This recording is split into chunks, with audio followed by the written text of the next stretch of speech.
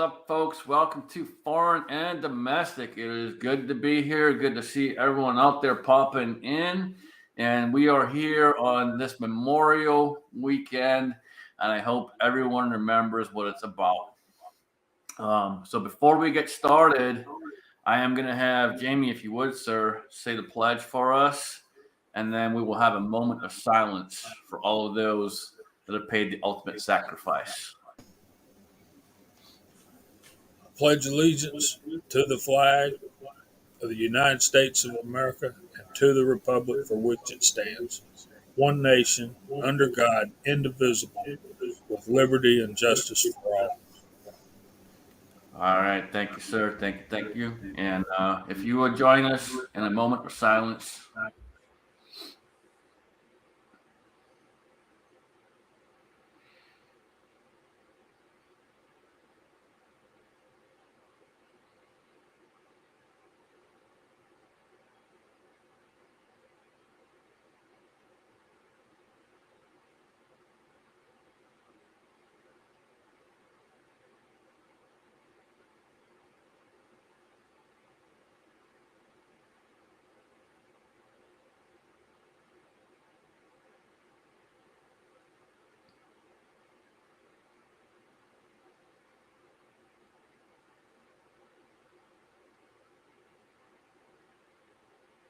All right. Thank you.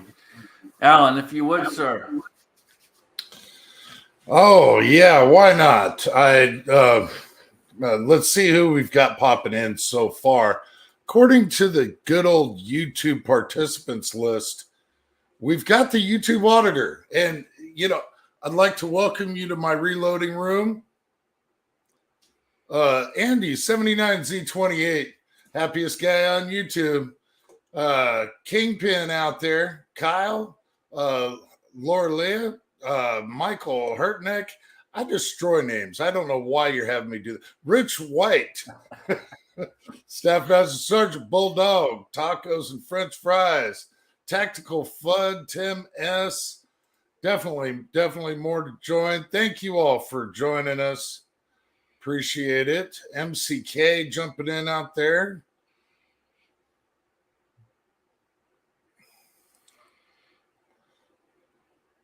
Little Georgia trapping and fishing.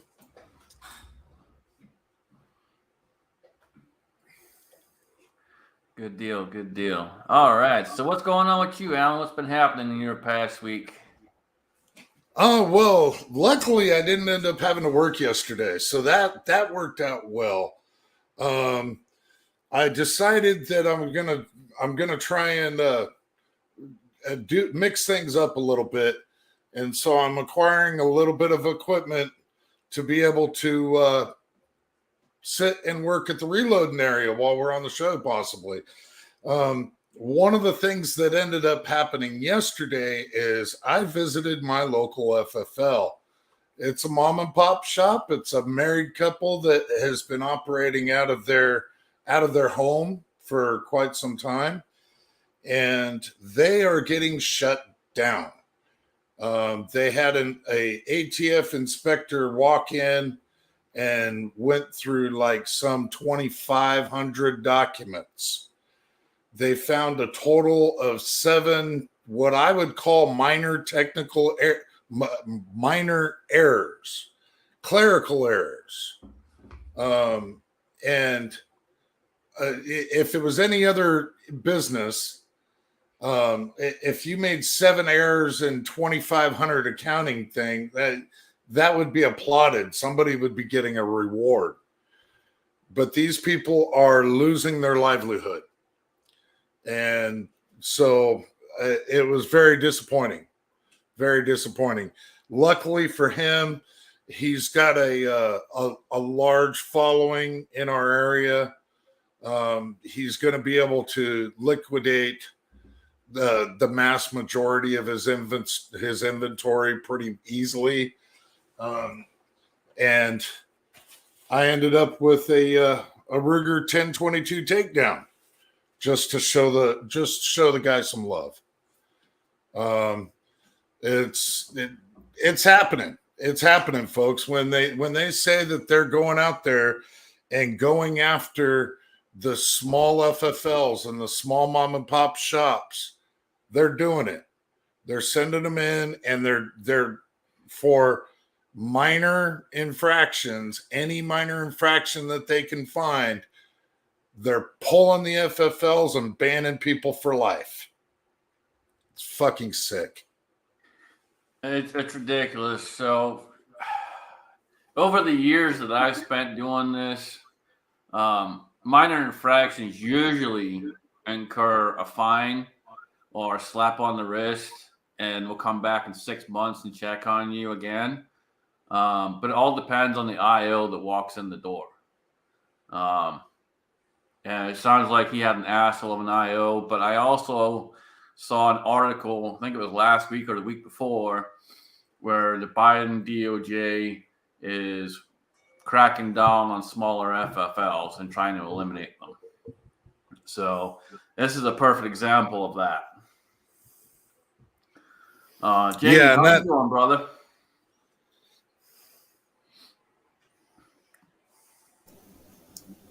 I'm doing good, man. Hope everybody else is too. Alan, you had a question out there, man.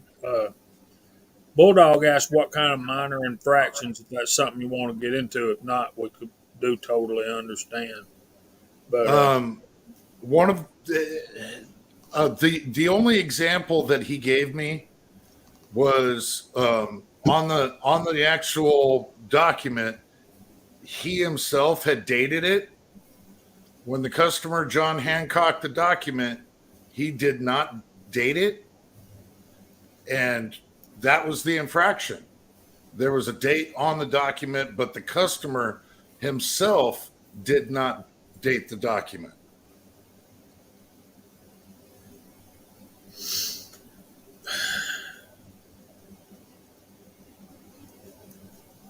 well, I guess by now everybody's heard about what went on in Texas, and we've been through all this kind of stuff before. It's a sad thing that happened, and it makes me mad. And as we learn more and more about what went on in the timeline of that particular incident,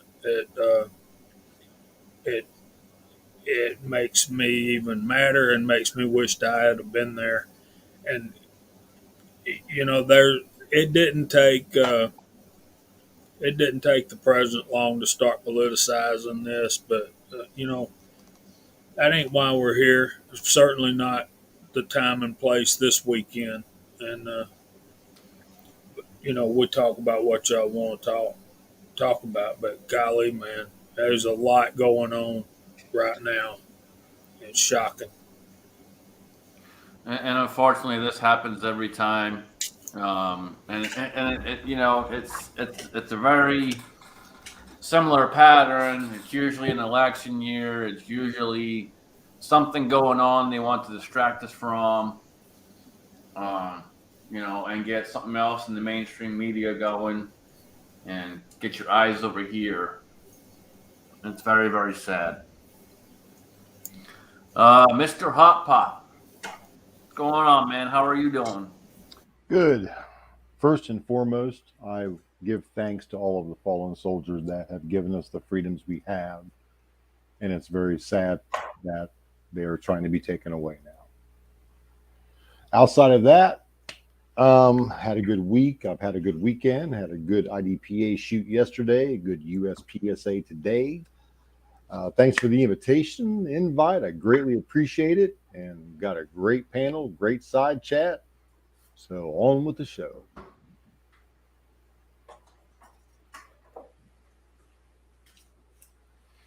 All right, Daniel, what's going on, man? You've been busy on that garden of yours. Oh, just a little bit at a time, I'll just take about an hour here, hour there, and it just all adds up. I mean, this year I've got, as far as money that I put into that garden, is $20. And that was just to buy some plants that I didn't have. But it's been a very good week here last week. My daughter, she made it through the Anvil, and she's going to be graduating boot camp here this week. And when they all got, or everybody that made it through the Anvil, they got to do 45 miles of marching. And it's all nighttime stuff. And they stay the whole time out in the field over 3.5 days. But when they got done, they had a whole bunch of old veterans come in and talk to them. And one of those veterans that went there and got and talked to him was Marcus Luttrell. And my daughter, it's the first time she ever heard of him there. And it's like, she's telling me all the great stuff and the unfortunate stuff, but what happened to him. And she says, I want to get that book. And I said, yes, you need to read that book because you just joined the military, young lady. So, but she made it through there, really happy and proud of her that she made it. And I'm going to bounce something here on, what Jamie talked about. But, all these folks that are squawking about gun control, a year ago, last couple of years, that those same people were the same ones about defund the police and demilitarize our schools because they were so upset about all the schools having armed law enforcement there. Armed protection. You got the politicians, they have armed protection. We protect our money with armed protection. TV stars, they got armed protection. So what is the problem with making sure that we have an adequate defense in the schools to protect the kids? And the National School Board Association, they were squawking about last month about wanting the National Guard to come in and have the MPs at every school board meeting across the nation. So they want armed protection. So let's get armed protection into all the schools and protect them. Quit squawking about gun control. Gun control don't work, and all gun laws, as RTT will tell you, is unconstitutional. That's all I got to say about that. All right. So before we go to RTT, Daniel, would you like to explain a question I got via email? Why am I the weasel? You are the weasel because you were named the weasel by a gentleman that's no longer with us. And he always called you the weasel. I've got Mr. Holster. Am I correct on that? You are correct, Mr. Holster. I just don't know why he called you a weasel. Because I always found a way around to help him versus what he wanted and didn't want. So, for example, the first one was it's all about Jack and not about Mr. Holster. Yeah. Okay. If you remember that. Yeah, he from what I understand of the story, he told the weasel specifically, no, don't do it. I know what you're thinking. Don't do it. And so he turned around and said, oh, okay, I won't do it for you. Don't worry about it. Made it all about Jack. That's right. Hence, I earned the title, the Weasel, which his wife is the original Weasel. I am the honorary Weasel. I can understand that. I see what you do. I take that title with pride. And I agree, you are a weasel. You're going to have to get down here and pick up your gun. I know. I will. It's in good hands. I've got a quick one for Jamie, the brain, the all-knowing reloader, sir. Question for you. H335 with a 55 grain projectile 223. Where am I starting at? Look it up. I You got a did. book? I did. So I kind of went the middle of the road. I didn't know if you got a recipe or anything laying around. I went the middle of the road. I'm starting at 25.5. That's about what I would do. I never start at the bottom, but I never exceed the top. Okay, we have a new contest.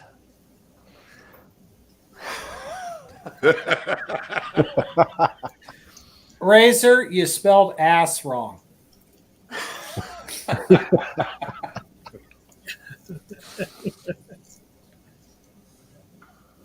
I think you'll like 335. I got a load that I like. It's a 62 grain soft point with 223 CFE 223, and it's right up there at the top, maybe just a hair over, but shoots good, man. Yeah. H335 shot incredibly well in the 35 Remington as well. And matter of fact, it and Ramshot Tac were my best groups with a cast lead projectile and 35 Remington. Who'd have thunk it, huh?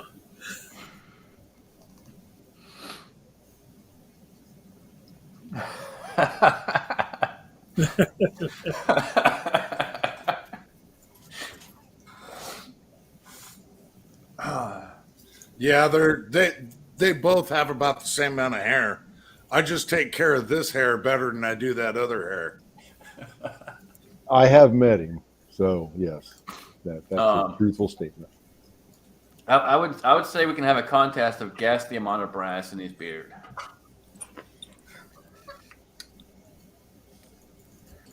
That should be a good contest.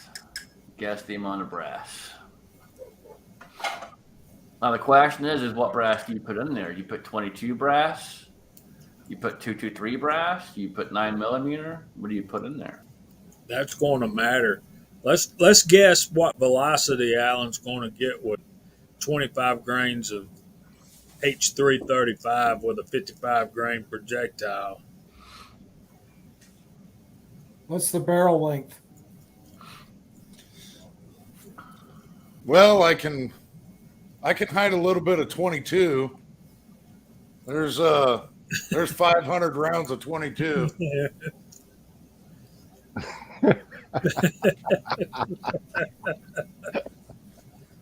I bet he can get another 200 in there. It's Matt. Hi, Matt. Hi, Matt.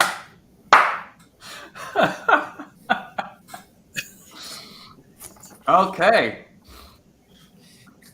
We will not discuss that at this particular time.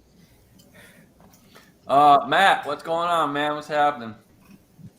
Nothing.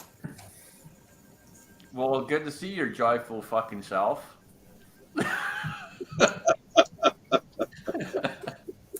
Couldn't hold it, could you?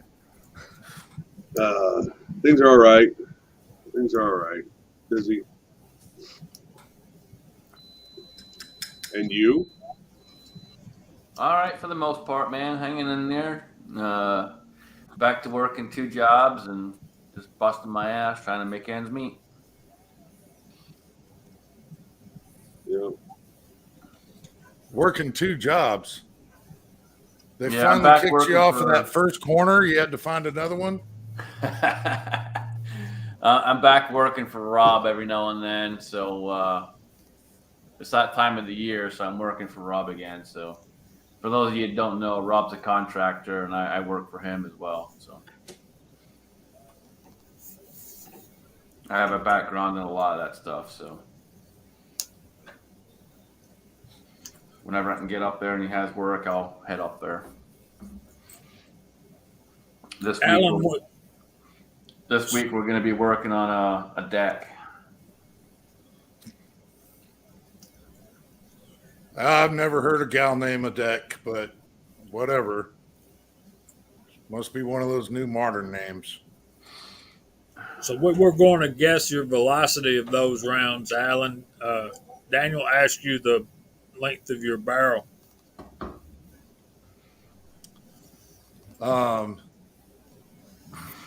Well, Actually, these would be going into the 16-inch. All right, so Tim S says 2753. We got formerly Stalker Steve, Steve's Woodworking Homestead, 2354. Formerly Stalker Steve. What? We have to change his name. He got kicked off a tender again. He decided he didn't want to be a stalker anymore. I guess he was losing a lot of subscribers as being stalker. So he changed his name.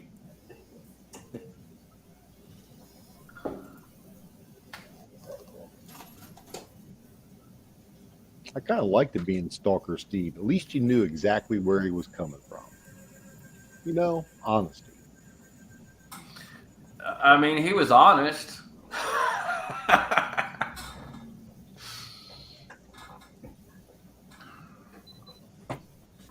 Yeah, I was gonna say, Burnaby. There's nothing with the government involved in this one. The old government can shove it up their ass.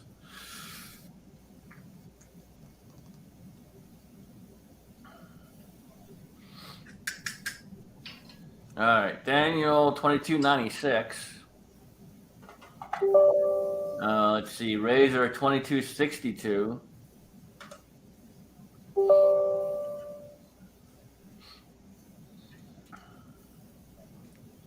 So we're gonna have to keep track of these numbers.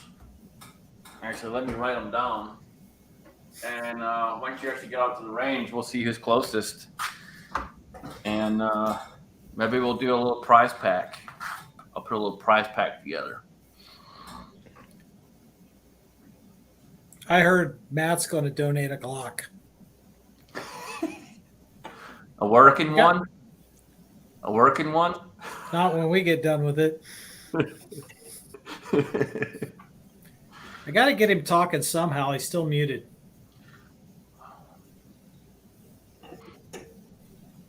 I give you that piece of shit polymer 80 I have.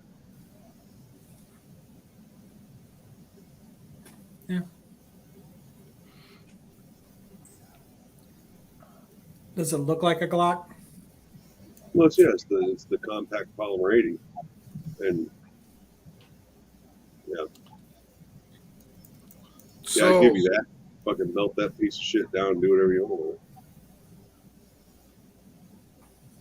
so I'm not very popular anyway, and my opinion is going to be even less popular.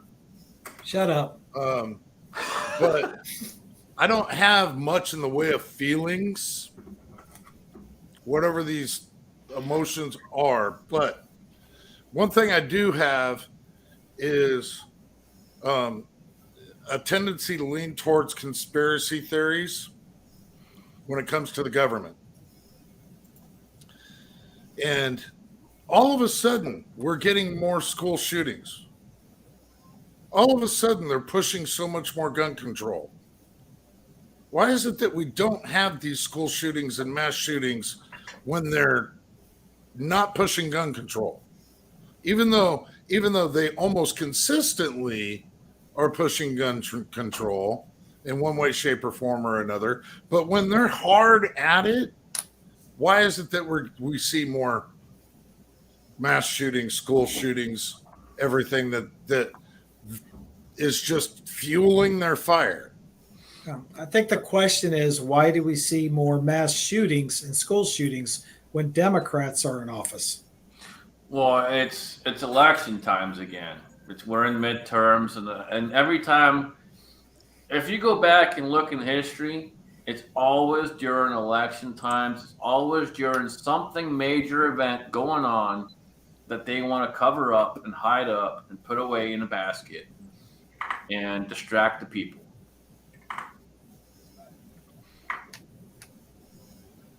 And every time one of these things happens, it always comes out that they knew about it a week before or 2 weeks before or a year before. They knew about this person. They were investigating this person, but they did nothing.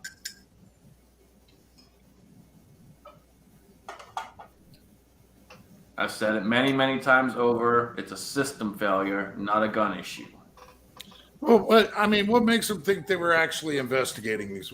Oh yeah, we knew about them people. We were on them. We were paying attention to what they were doing. Bull fucking shit. Oh yeah, I'm gonna say it in hindsight. In hindsight, I'm gonna say, oh yeah, we were paying attention to those people because we knew they were gonna be trouble. Like they're actually doing something positive. Like, oh, I'm so livid about the whole fucking thing. Here's one that gets me, and Steve, you're right on it, man. They keep talking about having background checks, blah blah blah blah blah. We have those. The whole thing of universal and this, that, the other is a fucking joke. Hey, I gotta say hello to the Emperor out there. Okay, and he's asking, "What are you loading, Alan?" He's loading 223. Okay, look at Gene. I figured it out. And he goes one over. I'm like, this dude's okay. No, he already had one entry. He doesn't get another one. He I was just being facetious. he's playing the prices right. You get one entry. That's it. Yeah. And he's already late on that because I already did that to you, Jamie. This is very true. He did. What do you And mean? Tactical FUD did it to you too. Yeah. A tactical FUD, I did it to tactical FUD. He did 21.95, so I did 21.96. 22. Whatever. I've got him wrote down. I'm keeping on this. Yeah, Emperor 223 currently with the Hodgson's H335, 335, and just Everglades 55 grain full metal jackets. So if you want to throw a guess out there, feet per second, go ahead, man. I'm gonna put together a little prize pack, and whoever gets it right once he goes to the range, we'll get something out in the mail. All right, 3,000. Oh, yeah. PC, he's shooting it out of a 16-inch barrel. 16-inch barrel. Current load right at the moment is 25.5 and going to be working up from there. But the numbers that everybody's going with right now is at 25.5. All right. Now Idaho, I got you in there, buddy. Would twist rate come into this? It would play a difference for sure. So what is You the said twist rate? 25, man. Yeah, he didn't say 25.5. 25.5. No, he said 25. Yes, he did. It's on video. So we can redo our bids again. He's changing loads. Good God, Jamie. All right, we got a couple others there. We got tacos. Man, you guys have got too long names. 25.5 Uncle Jim's just about right on right there at 29.70. I'm thinking maybe a few feet per second All right, faster than that. Tacos, I got you. Let's see, Uncle Jim. 29.70. All right, got you. Stalker Steve, he knows better than to take my advice on reloading rifle. That's exactly right, Gunpowder. I'm fucking sick and tired of them fucking sending money, increasing inflation, causing problems, and just fucking doing whatever the hell they want for themselves. They Well, do that's not not the- represent that the is- people, period. That is not the democratic way to do things. I'm sorry, but last time I looked, I'm pretty sure this is a fucking republic and not a fucking democracy. It is a constitutional republic. Yes, sir. It is a constitutional democratic republic. At the moment. Yeah, just wait till the election. All right, It ain't going to change. Edward, I got you in there, buddy.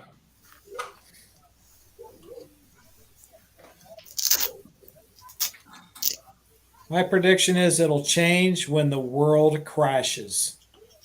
And by the way, Matt, it's the mentally defective, not handicapped. Wait, so Democrats?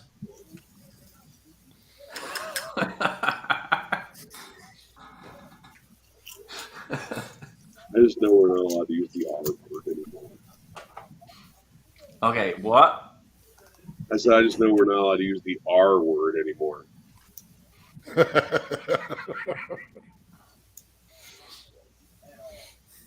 You forget where you are, sir. You can say whatever the hell you want on here. Daniel looks very, very confused. He may not have seen my comment out there. Oh. Well, let me back up here. Okay, what's your Right. channel name again? It's doesn'tgetenoughviews.com. Oh, here he goes. He's whining and crying again. Holy fuck. Who's that? What's going on? I'm just reading it. Are you talking about Matt's whining and crying? I'm talking about Matt's whining and crying. Maybe if he shot something other than Glocks, he might get views. Yeah. Well, you know, he's getting us. Yeah. That's right. There he goes. Wow. You know, hey, here's one that'll get you a ton of views. What CZ do I love the best? And One that actually you'll works. get you. Hey, dude, I got over 30,000 over that there. Which one that I would pick? All right, Ozzy, I got you, buddy.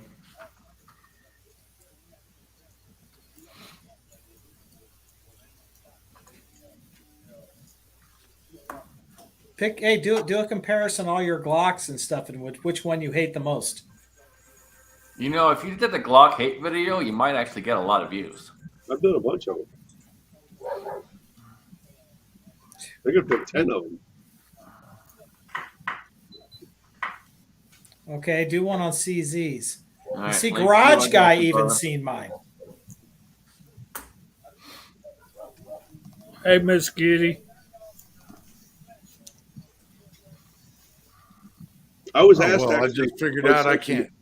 Whoa! Matt's All right, talking. everyone, slow down. Pop, go ahead. On social media, I was actually asked the other day what I thought of CZs. And I go, it's not the gun, it's the CZ owner.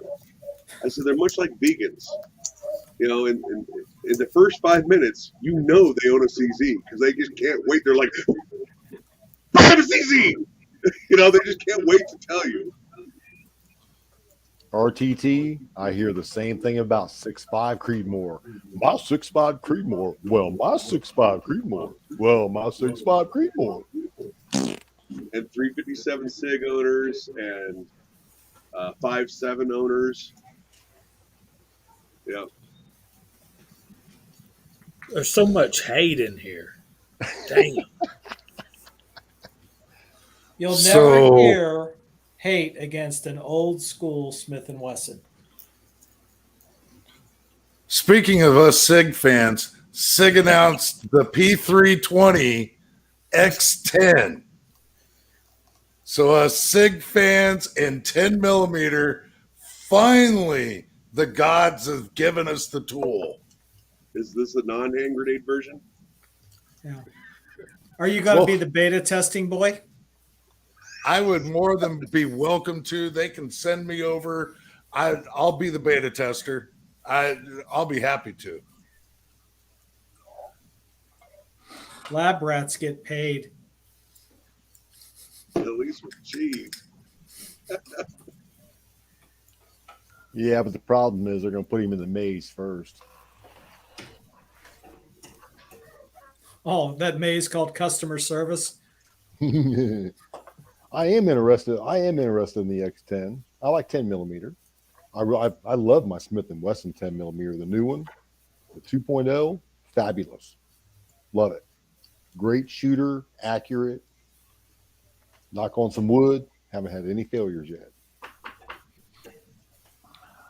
CZ75, the original, man. Yep, excellent firearm.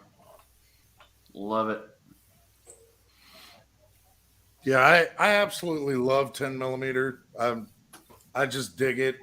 But the thing that I'm kind of disappointed with is now I'm going to have to wait for 6 months before SIG comes out with the fancier version of the same thing and the way that I actually want it.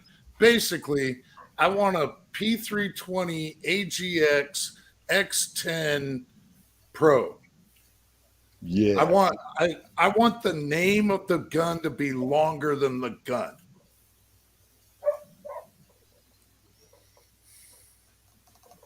Well, don't forget the word custom works on the end of that.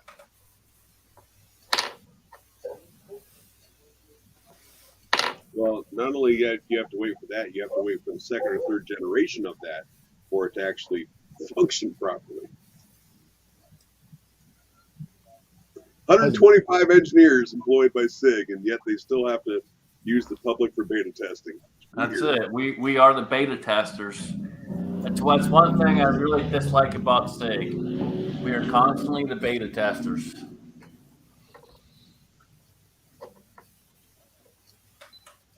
You'd think they could fire one of those engineers that obviously don't know what they're doing and use that money for testing before they put it out on market. Instead of the Velcro theory and go, let's put out 5 new guns this year, and the 3 that don't kill people will sell to the public. Uncle Jim, Alan can't even spell NASCAR. And another left turn. And another left turn.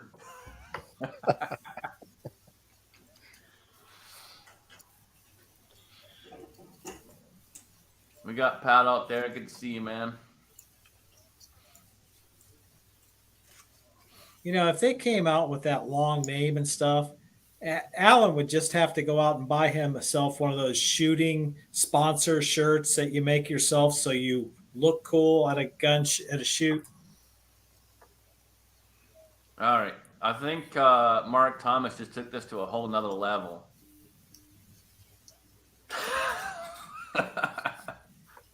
Isn't that Glock's new gun? I think I seen that name on one of their. They said they're going to release a new carbine. Yeah.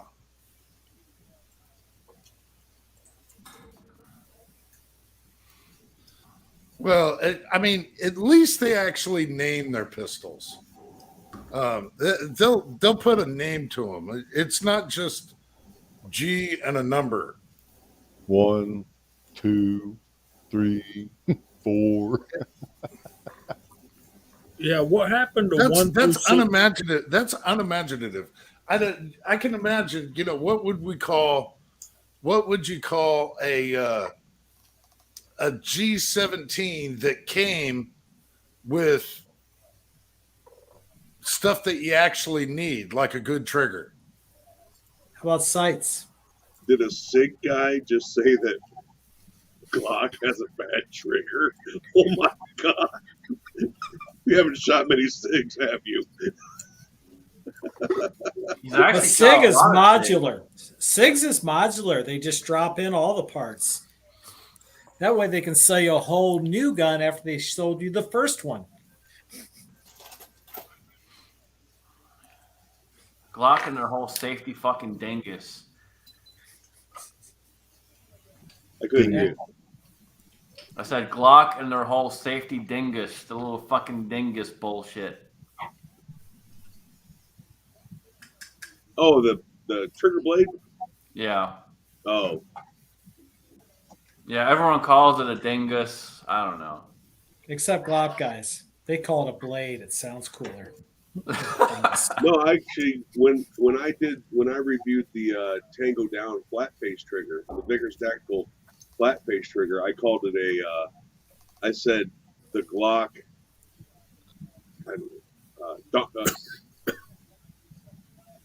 dongle. That's what I called it, a dongle. Jamie, I believe the answer to your question would be the first patents for Glock up until the actual firearm were for just other plastic molded items. I've always wondered that. And like the Glock knife they've got out, or that dagger thing. That was one of them. What's that? That's one Glock I do like. And I appreciate Bulldog for sending me that. Yes, that's a beautiful Glock, Scotsman. Yes, Matt, you heard it right. I own a Glock. No, I can't hardly hear anything Hot saying. Can you hear me now? Yeah. I didn't understand. I didn't understand anything you said to Jamie about plastic, whatever. I wasn't sure. And I was having a hard time hearing Scotsman too. I said, to my recollection, and as far as any research I've done, the other Glock patents up until 17, the first 16 were other plastic items, such as the Glock knife. Yeah, I tried. We are essentially beta testers for all of them. But SIG is one of the worst for sure. The Glock numbers go in order of patents. Yes, yes. Yeah. So the Glock 17 was their 17th patent. The Glock 18 was their 18th patent. The Glock 19 was their 19th patent, and so on. Bulldog, you did not turn me at all. I still live on the dark side, brother. I still love my CZs, but that is a nice knife, and I do appreciate it.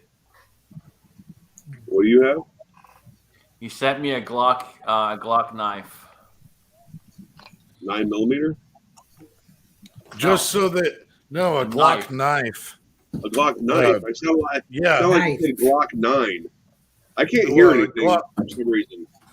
yeah, a Glock knife. That way, now he has to say that he officially owns Glock. Officially, yes, I have to say I own a Glock.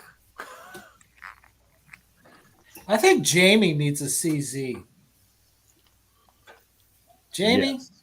Jamie needs happen to- another CZ. Well, I think Jamie needs a Shadow 2. And I think he's got the perfect gun to make a swap straight up trade for a Shadow 2. I have a 75 BD, and my Smiths aren't going anywhere, brother. No, you gotta swap me because I came into another Shadow 2, but I'd be willing to trade it for that nice old Smith I got to put my mitts on. Vanessa, you'll have to ask Bulldog. I'm not sure. It doesn't say it on the knife. It's not. It's plastic. So while I was at my local FFL, showing them some love and wishing them goodbye, they told me something that I didn't hear yet. That upper AR receivers are actually slated to be serialized as well. Has anybody heard this already? Because it's like they were told that this is going into action in August.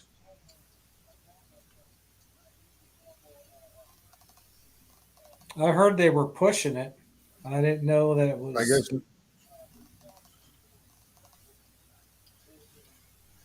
I thought that was a thing that they were going to do, but went back on it. Like, just didn't decide to not do it. But I don't know.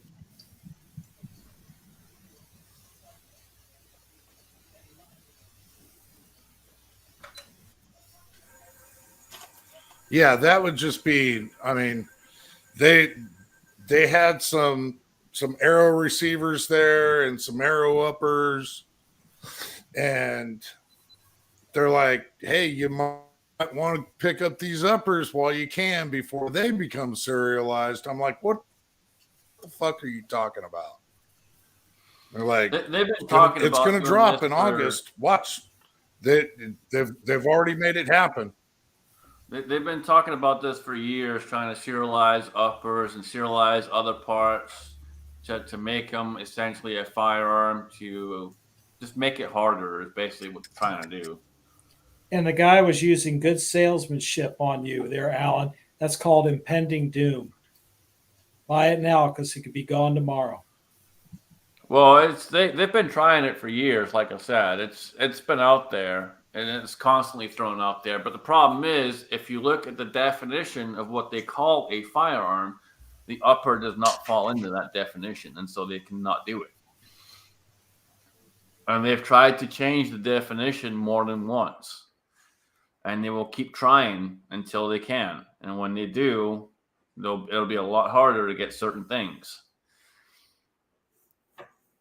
Whether that happens in our lifetime or in the future, who knows? But they're going to keep on trying.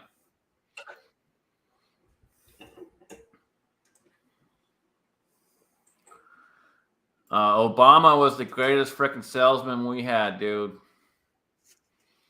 But honestly, at this point, I think Biden might be overtaking him.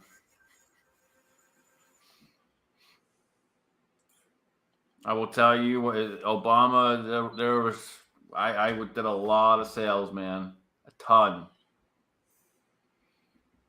Absolute fucking ton.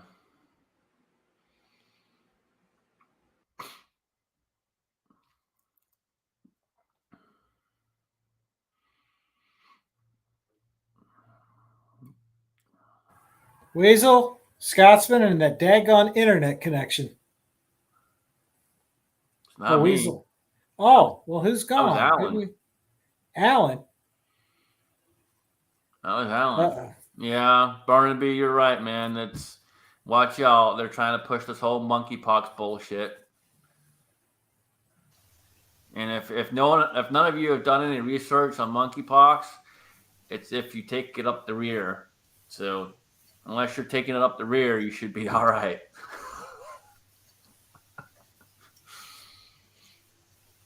In other words, sorry about your luck, Daniel. Okay, Papa Les has a question about this idiot. That guy's parents are like big money makers in their field.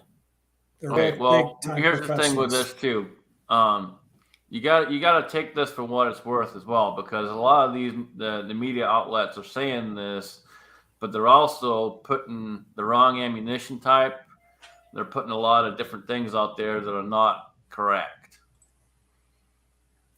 Now, obviously, they have no fucking idea what they're talking about, but at the end of the day, we still got to take it pinch of salt. Yeah, he had 2 Daniel Defense. That's right. Yep. Bought $3,000 Each. 2,500 to $3,000 on Daniel Defense guns now. Yep.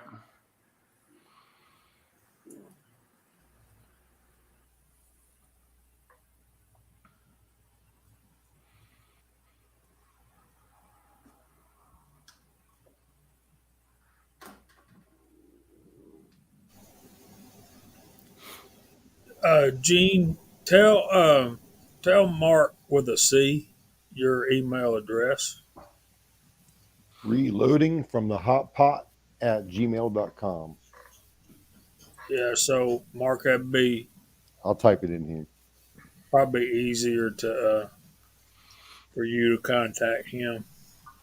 I got to get Gene in my contacts. I got to go look at the list and program in. There's been a few times I want to just text or call him. So He'll call you in the middle of the night, Jamie. I don't care. 3, 4 in the morning. If I'm awake, I'll answer. And if I'm not, I'll call him back when I wake up. By then, he'll probably be asleep. I'm just kidding. I just text you, Jamie. Apparently, you are already in there because your name came up. Yep. See, there you go. I was thinking, man, I saved his number and he didn't save mine. I got to hit the delete button now.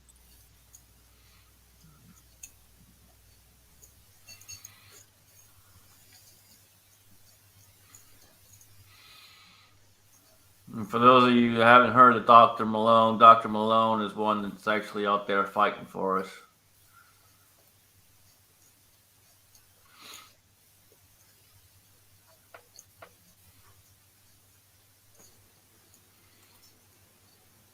Who is Dr. Malone and how is Dr. Malone fighting for us? Dr. Malone is someone who has been involved in trying to help spread the truth about the virus, about testing, and all of it when this originally came out a couple of years ago. He is out there voicing the opinion, trying to spread actual fact instead of bullshit that all these other ones keep trying to spread. He is out there with other doctors, a collective of doctors. I forget what they call themselves. But they have a collective of doctors who are trying to combat the misinformation.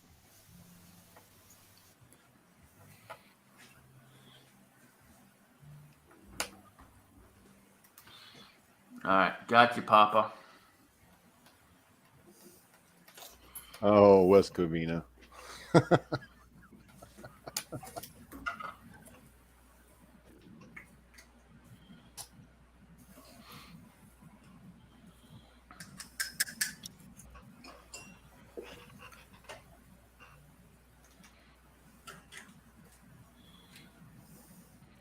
Okay. Jamie, you know off the top of your head?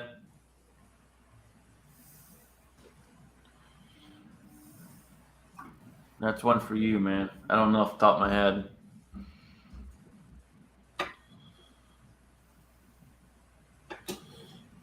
No, we just lost Jamie.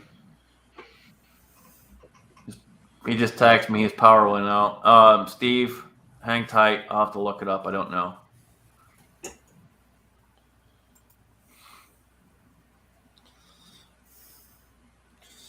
Yeah, monkeypox. When are people going to have stop having sex with all these animals?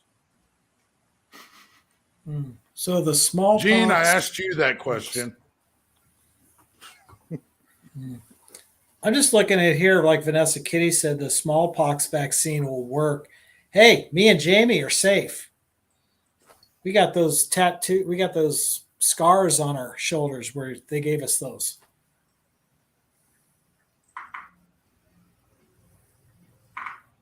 Okay, Mark answered the question. Thanks, Mark. I wasn't sure off the top of my head.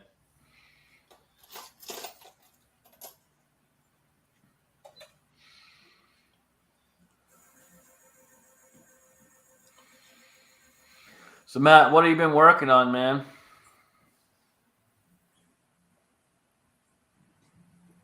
I got a few different things in the pipe right now. I got a couple different holsters, real nice pair of glasses from Gators. I still want to get my helmet review done.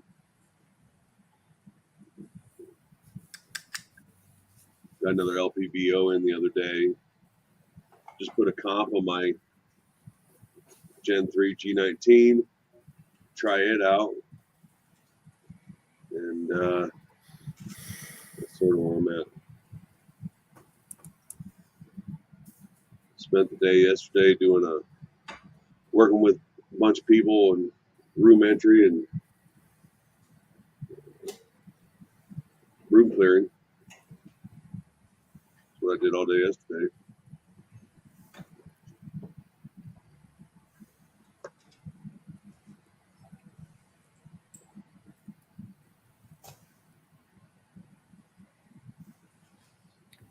Going up to Utah in 3 weeks. Yeah, I guess 3 weeks. Going up to Herbert, Utah in 3 weeks for a camping trip sponsored by My Medic. I'm hoping to stop over at Fieldcraft Survival while I'm there, but I don't know. I don't know what their hours are, if they'll be open or whatever.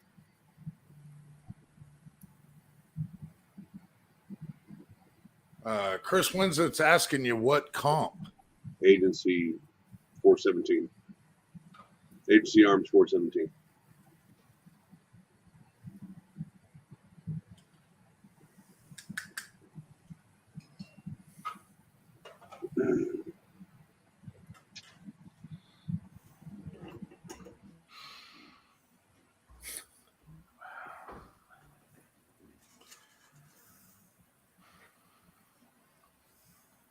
Daniel, you got an infestation of tomatoes, huh? Oh yeah, I let a lot of tomatoes just rot on the ground. So they're actually, it's literally for every square inch there is a plethora of tomato plants coming up. So I didn't have to buy any. Your garden's looking good, dude. Yeah. It's getting a lot. It's a whole lot bigger from what I started. Because I started, it was It's just what huge. a 5 by 10 foot long little thing, Yeah, it's huge, man. and the whole thing on that was just time. Don't put money into it, just your time. That's been my philosophy on prepping and putting stuff away. Do as much of it cost free as you can. Network with other people and trade off. And it adds up in a few years, big time. Thanks, Rich. Take it easy, brother. Bye, Rich. Night, Rich.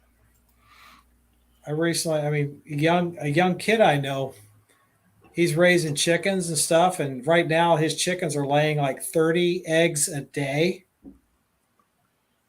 And I just watched a video from Step One Survival on how to preserve the raw eggs, and it'll last a year and a half.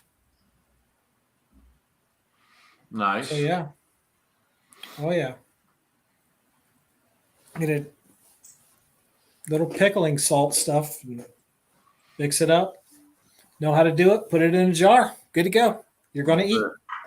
How's the cost of food and stuff out your way, Matt?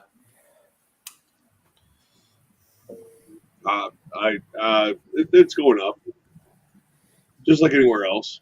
I don't really notice it much because I have to eat, and so it's one of those things where if I,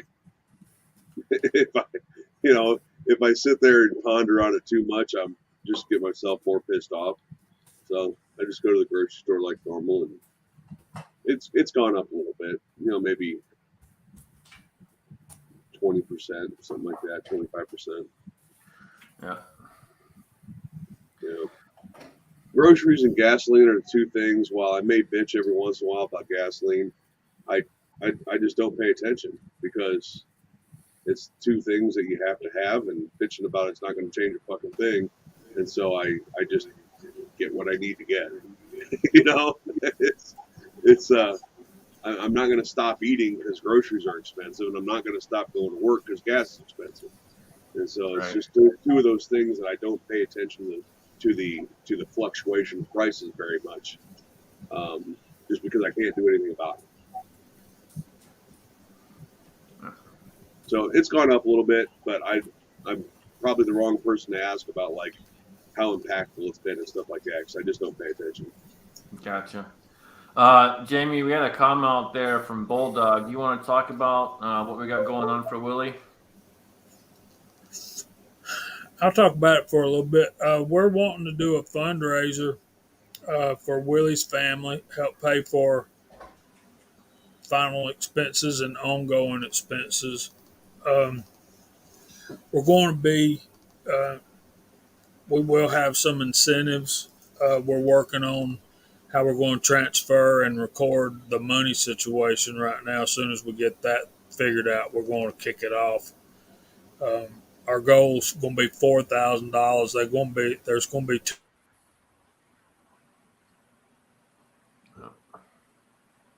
Did he lose power again? He's frozen. No, I'm Oh, there still he is. here. All right, hold on. He's there. Bulldog is building the A2, and looks like we need a upper with a carry handle and an A2 block and front sight, and so any help would be appreciated. And we've got lots of cool prizes. Like I said, 2 rifles. One's going to be an M4 style AR-15. The other one's a A2, and the M4 is going to come more or less as a kit, unless it's somebody that wins who hasn't built an AR. Um, so you'll get a complete upper. You'll get a complete lower already assembled, and you'll get the parts for the upper from myself and some other folks that are contributing. Mock's going to throw in a muzzle device. Mr. Hot Pot's got a handguard and a scope. I think he's donating. I've got a FN barrel. So Scotsman's already sent me an upper. I've got a bolt carrier group and a charging handle. So we're pretty much there. Gas block, 750 gas block and tube. So yeah, MacMan 039 Reloading's donating 2 gifts from his truck. He's given us a Mac plier set. That's like $300 for a set of pliers. I think it's like, I won't say, but there's a bunch of different pair of pliers in there, and there's he's also given a DeWalt impact driver drill. So lots of other good prizes too. Besides that, I think Mark Thomas is going to do a holster or a belt or a rig or something. You'll get with him and he'll figure that out. And we also have some Willie Bullet Man coffee mugs from GGW, he's also donating the furniture for the A2 stuff. Tactical Fud's giving a $100 Brownells gift card. So lots of cool stuff. All right, awesome, man. And for those of you that don't know, there's a lot of work that goes into doing stuff like this. So any help that you guys can provide is much, much appreciated. Again, it's all about helping Willie's family out with some of the bills and continuing bills. So Yeah, they're having to live without Willie's retirement check, disability, whatever. So every little bit goes a long way. And they, of course, they're in California, so we all can imagine the price of living out there. So any and all help is appreciated. and where can they reach you at, Jamie? What's your email for them? Just spell out Georgia Shooting Connection at gmail.com, all lowercase. Anything you can do, we'd appreciate. And that's how we're going to do the entries. And should be a fun time. Absolutely. So we had something thrown out there, talking with Rob here recently, and we just got to figure out exactly how to make it happen. But it's a really cool idea, and I like it. But a YouTube celebrity boxing match.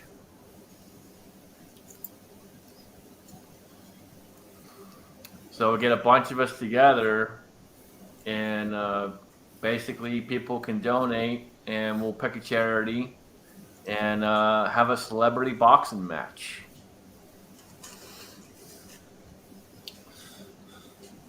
I'll be the first one to challenge Daniel. You know, that was my thoughts. You're in my mind, Alan. Bring it on. I don't fight for free. Minimum bet 500. I'll cover the first 500. Boom. There you go. Damn. Challenge.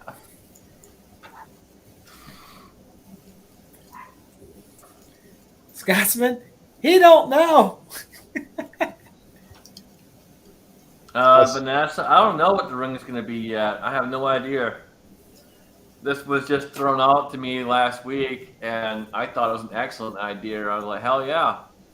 So we just got to figure out a place we can do it, and see who all can make it, set up a time, and get enough people together and make it happen. Hey, Jamie, do you know how Yes. you beat Alan? Do you know how you beat Alan in a boxing match? Been a long time since I've boxed, Daniel. You don't have to pull down his shorts. Just pull up his skirt and watch him run. All right, Anna, we're not doing a mud pit. That might get some more money. Do mud pit wrestling. I would challenge Jamie to a sumo blow up wrestling outfit. Okay, hold on. So Boxing here's match. the thing. You can call out who you want. So 101 obviously came up with this idea. So 101 has first dibs on Daniel. And if Daniel succeeds, then can go on to Alan or whoever else. But yeah, you can challenge whoever you want.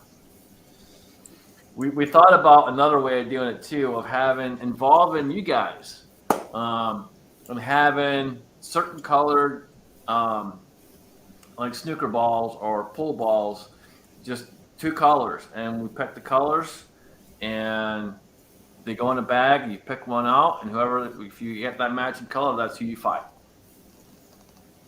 I don't know about that, but I want Anna Lee Brown and Abigail in a mud pit.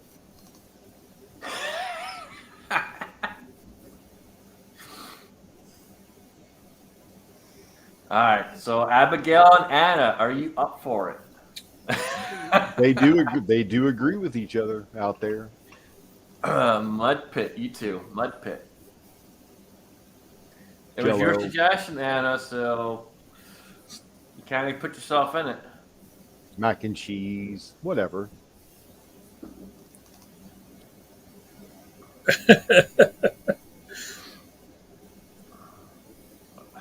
Jello pool? No, I don't think so. They can do Jello shots. How about that? We can do rounds, and in between rounds, they can sit there in their corners and do Jello shots. All right, Anna's in. Abigail, you in? Let's make it happen. Remember, this is for charity. We don't know which one yet, but it's for charity. It's just for fun and charity.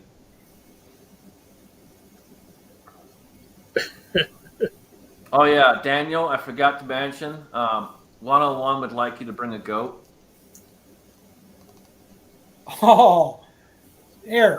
So we got to talk to Tracy so that she understands that no goats will be harmed in the process.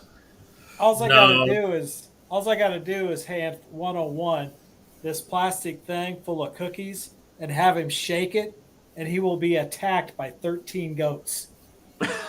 You will see a stampede of goats from everywhere come at it. All right, so Matt, are you up for this?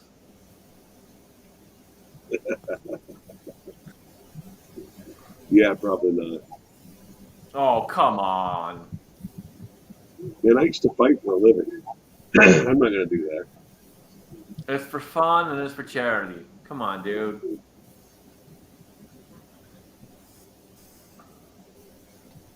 You Where's it see, gonna the be thing at? is,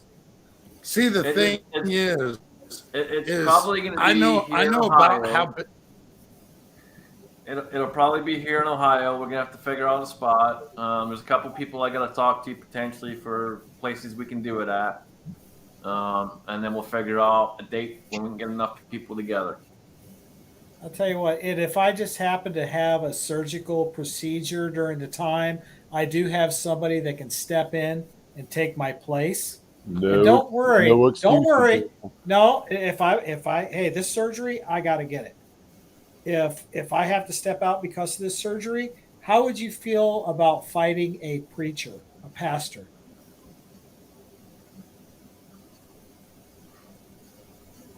I got nothing against it. One face is just like the other.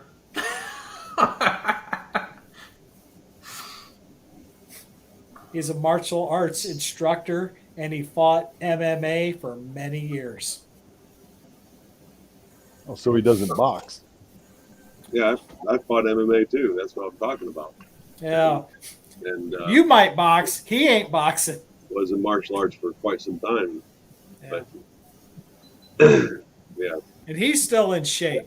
I mean, here's the biggest thing. The biggest thing with this is it's all for fun. It's all to get you guys out there involved and bring a bunch of us together. Maybe some of the guys that we haven't met yet. Bring us all together, have some fun, and raise some money for an awesome charity. And if you guys have a charity out there you're thinking of that we could do it for, let us know. We have not decided what we're going to do yet, so I just wanted to bring this out there and throw it out there. But if you guys have an idea of a charity, throw it at us, and we'll look into it. Scotsman, Broke Loader put out there, if you're fighting, you have to be in your kilt. So I think there's a match right now. Allenby Pro versus the Scotsman, kilt boxing. Okay, but just be aware, we're not responsible for anything that shows if we go on the deck.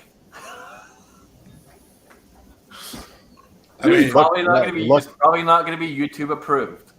That's going to be luck of the draw on where you're watching the match from.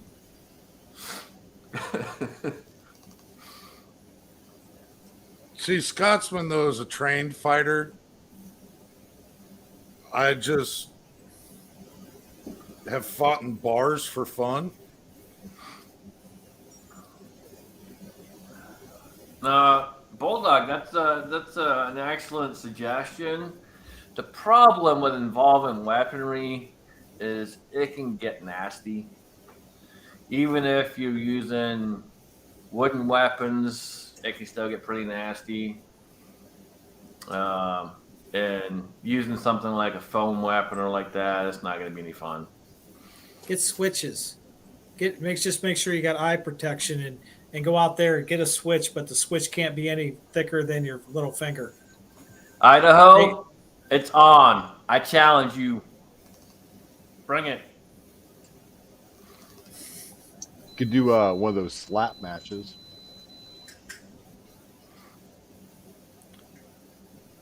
If you've never been switched as a kid in your life, you know that the switch that's about the size of your round as your pinky, those hurt the worst. Okay, again, Anna, if we're doing a wet t-shirt contest, it's you and Abigail and any other of the women out there that watch the show. You're more than welcome, but I don't think any of us are doing that. It's not quite as fun. New York Outcast, you're just being a pussy. You don't want to come out here, man. You just don't want to fight Daniel. That's all it is. He was already saying that I sound like the little brother in the park. You're scared. I'm sorry. Daniel.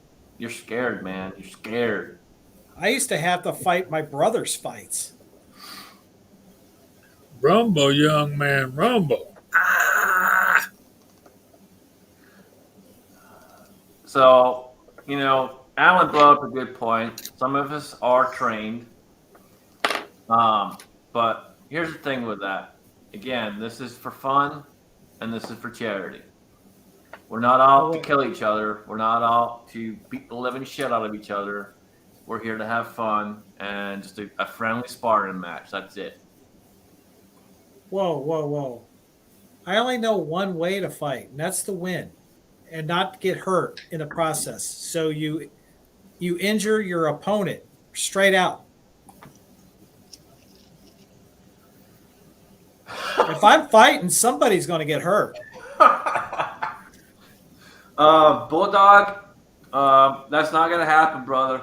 No, not touching.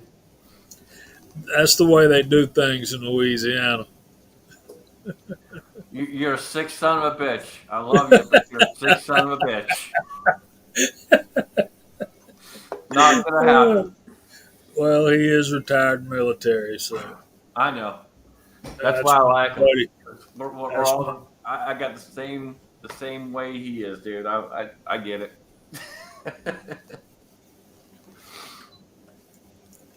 And I'll vouch for that. I've been on the receiving end of Daniel's ruthlessness, and it don't feel real good. But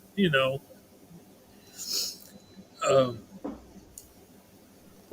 he lives by the motto: if you ain't cheating, you don't want to win bad enough. So, And I've worked in different types of fighting my entire life. Everything is automatic. It's like when somebody does something, it's like I'm standing outside my body watching it happen, All right, and it's Idaho, documented. you are more than welcome to bring Pam for the mud pit. I got a funny feeling she's a fighter. Who's gonna fight Mrs. Hot Shot? Well, there you go. There's Pam and Mrs. Hotshot for the first, and we got Abigail against Anna. You know what? We can have these guys talk to the gals and have them put up videos of like like a Hot Shot whipping on Hot Pot and New York Outcast. We know his wife there's got a temper. I mean, she'd probably love to post a video of her slapping him down. All right, Outcast, you're right. Talk is cheap, so get your ass here and be in the fight. I know you can make it. You ain't that far away.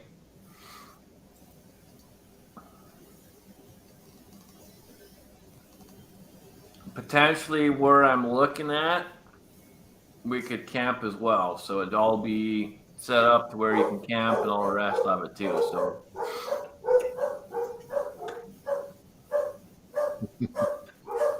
boom. Oh yeah.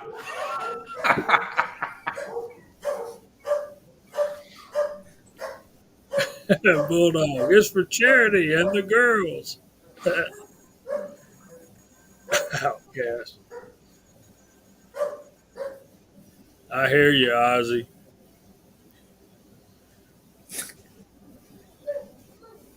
Oh, there we go. That's right. You old like whore. That's right. She even kind of gets that spider monkey look, in her picture there. All right, look, none of us are superstars. This is something that is an excellent idea that we can do for fun. Get a lot of people involved and raise a lot of money for an excellent charity of yet to be decided. But it's something really cool, and I think it'd be a lot of fun.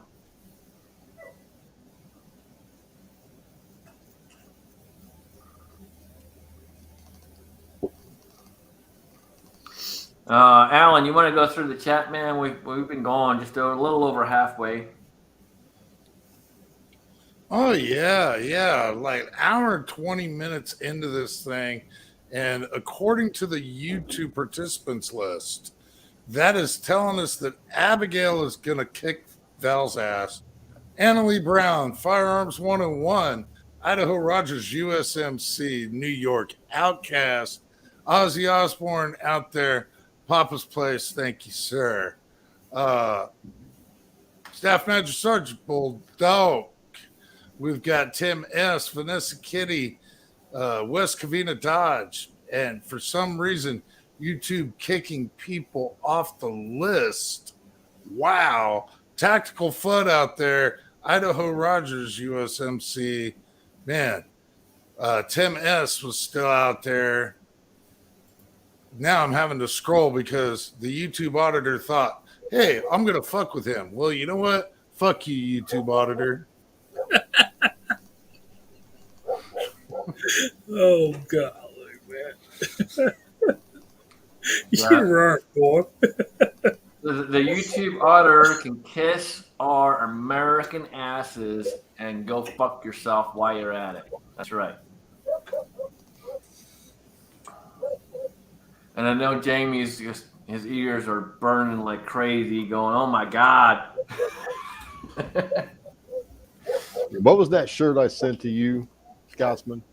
You sent me the YouTube can eat a bowl of dicks shirt. Yep. I still have it. Still have it. Still, it's been in one video. It's got to be in another one now. We'll get it there. I wear mine on occasion. I wear it to the grocery store.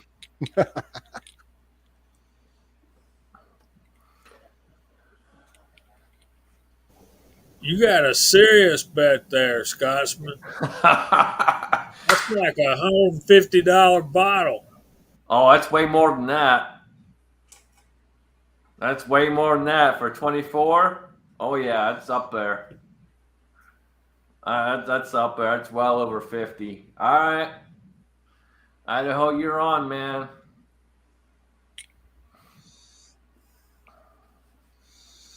You are on, brother. To the loser, what's up with that, man? I'll take a dive. Oh, that now he goes to the loser. Oh, I fainted in my corner. Oh shit, I can take a dive too, man.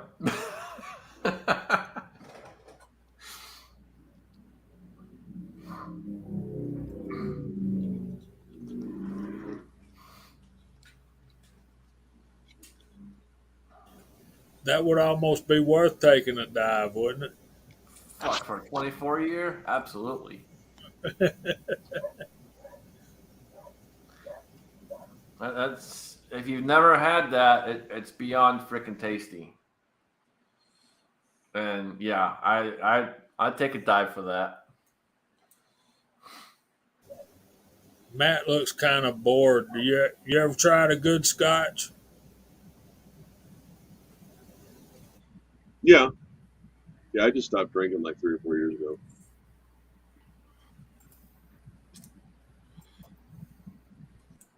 I've had some good scotches, good whiskey, stuff like that.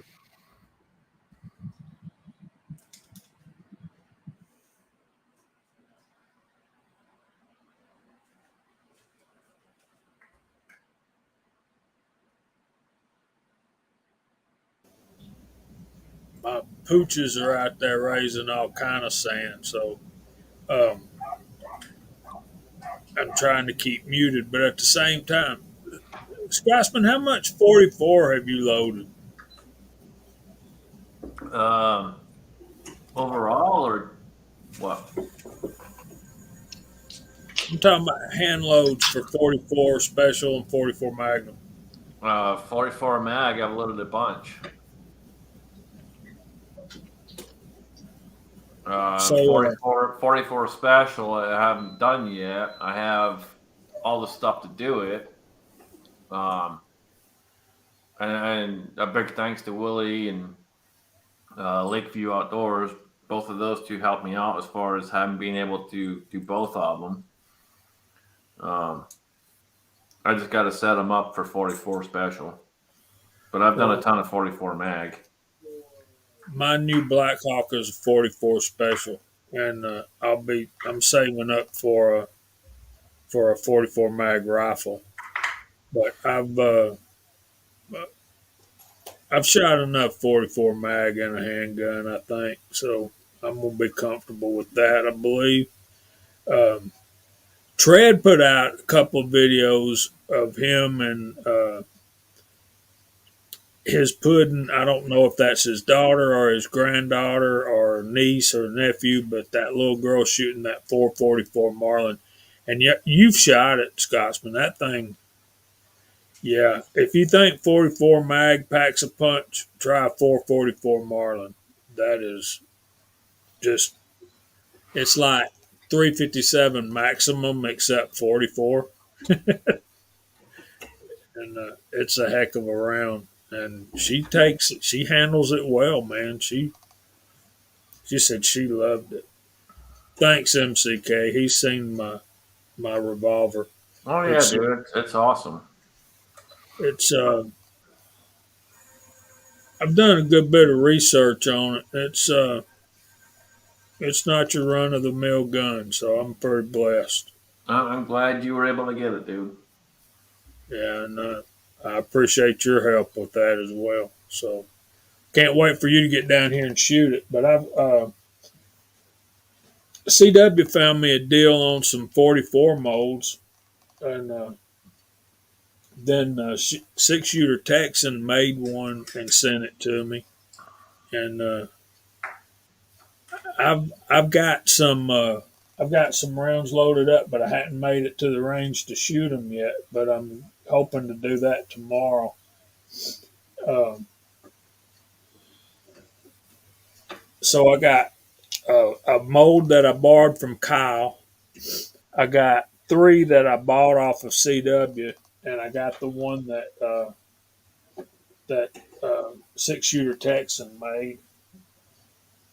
And the one that he made is absolutely awesome. I'll show it to you when I put my hands on it. Anyway, this one I think is going to be the most interesting, Scotsman, for 44 Special. It's a lighter weight semi-wad cutter. It's got a thin front driving band, but it's a 200 grain and it's a gas check design. So it's, let me find the number, 429215. So it's about a 200 grain, 210 semi-wad cutter. And then this one is just like it. It's the 429383. And you can see they're in great shape, man. And better than, I got that one's got some lead in it. Let me show you some of those bullets.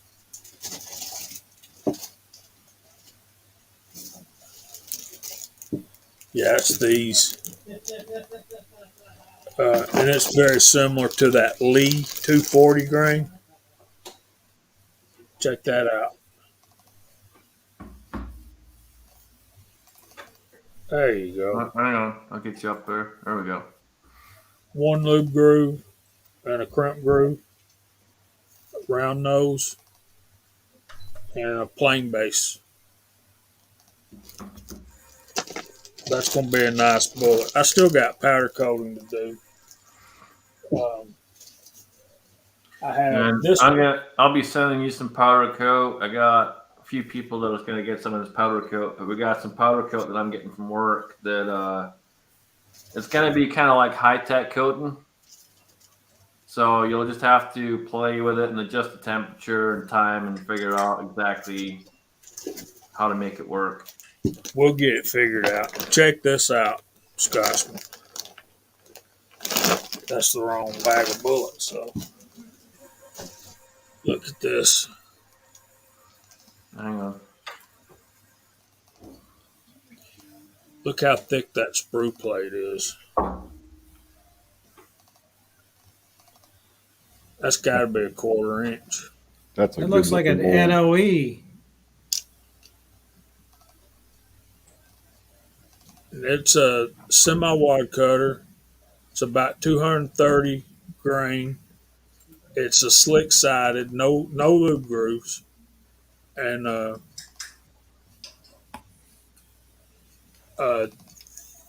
432. So it's a little on the fat side. And let me find those bullets. I'll show you what they look like when they come out.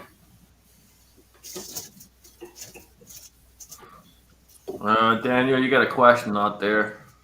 Yeah. Yeah, I just seen he was asking me earlier if any was red yet. It's like, oh heck no, these things have just sprouted. These plants are maybe 4 to 6 inches tall now. I live up here in Ohio. Not down in Georgia. You where guys the plants just are got rid garden. of snow like 3 weeks ago, right? Yeah. Yeah, down in Georgia, they put their gardens in like February. That's just not true. They wait till March. Yeah, end of March, Easter, typically. There you can see it's got it's slick sided on the bottom. You got a loop groove, and then it's a semi-wide cutter design, and it too is a plain base. It's nice, man. It's gonna be an awesome shooter. I hope so.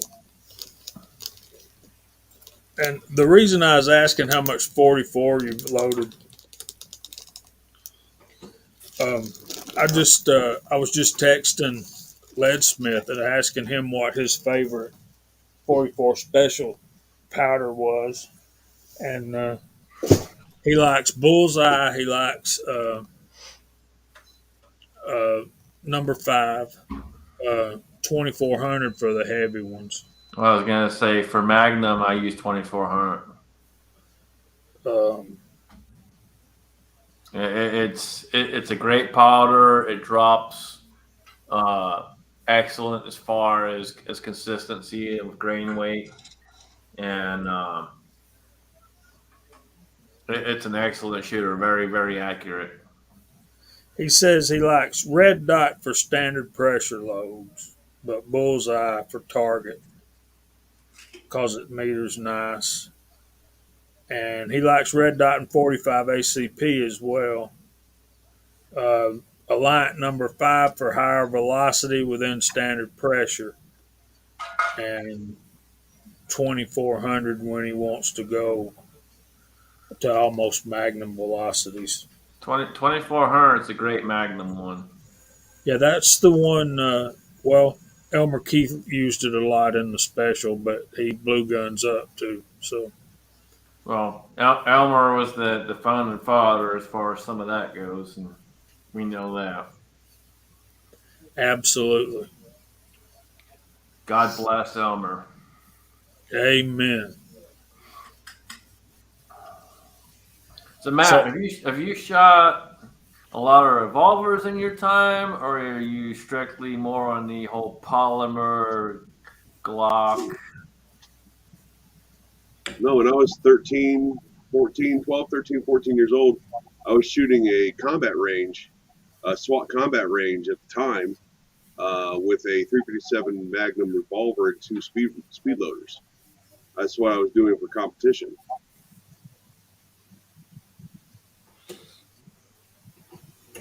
I've shot a lot of revolvers. That's how I know they fucking suck. Revolvers do not suck. No, actually, one of my favorite guns I've ever had was a revolver. And I should have kept it, but I didn't. And I'm not going to buy another one. But yeah, I shoot competition with revolvers. What the range I grew up shooting at was the same range that the local PD used and that the SWAT from the next big town over used. And yeah, I used to run that course with those guys all the time when I was a young teen. So what revolver did you shoot? It was a Smith & Wesson, can't remember the length, 357.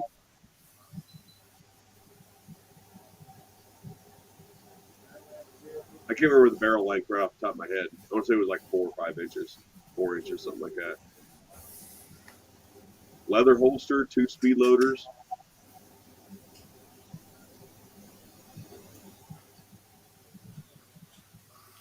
Nothing like a leather holster, man. And went from that to doing competitions with semi-autos, and it was a Beretta 92. And I used to do, they were basically target shooting competitions at that same range. And I used to do skeet competitions with a 20 gauge Mossberg. This was all before I was even 18 years old.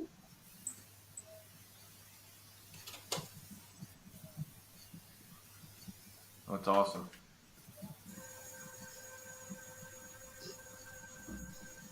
Yeah, the revolver though was a Smith something. I can't remember what it was anymore. It was my grandpa's gun. Obviously, it wasn't mine, but it was a Smith & Wesson something or another, 4 inch or maybe 5 inch 357. And Probably in 19. It was one of those ranges where, you run over here. It was really before modern competition shooting was was what it has become today. And so you run over here to some tires, you engage a target, you have to get certain hit score and all that other shit. You run over here, get behind some barrels, then run over here and there's a fake wall with a spring-loaded door that you have to kick the door in, and it actually has a target, spring-loaded target that comes up. You have to engage it and then go over to this other tire wall, and there's 2 targets on pulleys that are going back and forth at the end of it. It's sort of like a Hogan's Alley thing, but it wasn't called that. But it was So before. do you currently have a revolver in your collection or no? Yeah, I've got a 38 special and a 357. I say we need to see a video, man. We haven't seen anything revolver-wise from you for ever. They're boring. They're not boring. What the hell? They're antiquated. They're Yeah, I outdated. mean, they're dead for a reason. They're not fucking dead. Fuck me, Jesus. They are I mean, not it fucking may be- dead. Maybe if you've got like a 500 Smith & Wesson, that might make an interesting video. But Okay, let me. All right, Matt. Why do you say they are dead?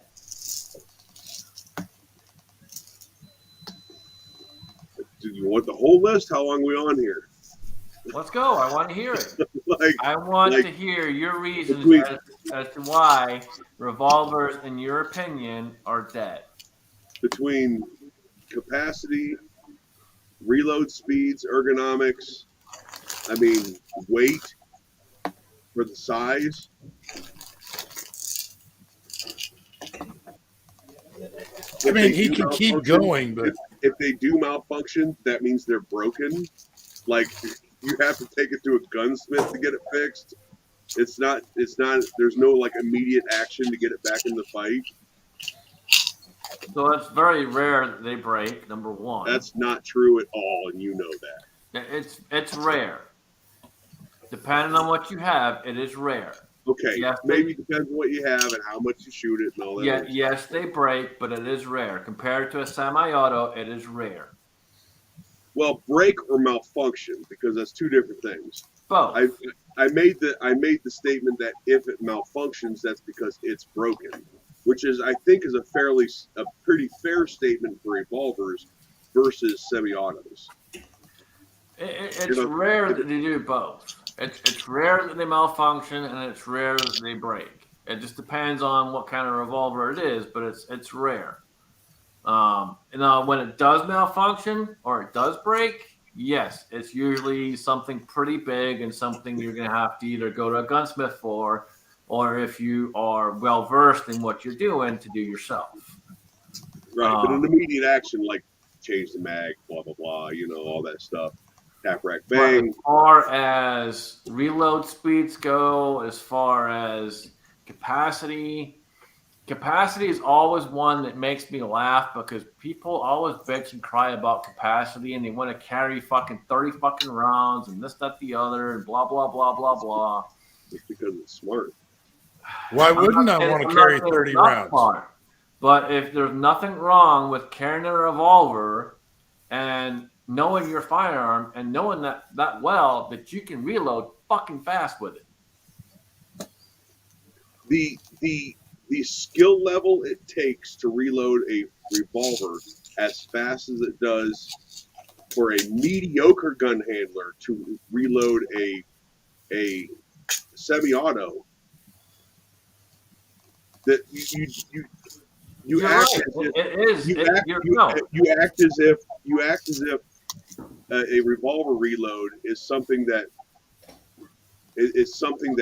is pretty just immediate. Like it's something. In order for you to get as fast with the revolver as you are with the semi-auto, right?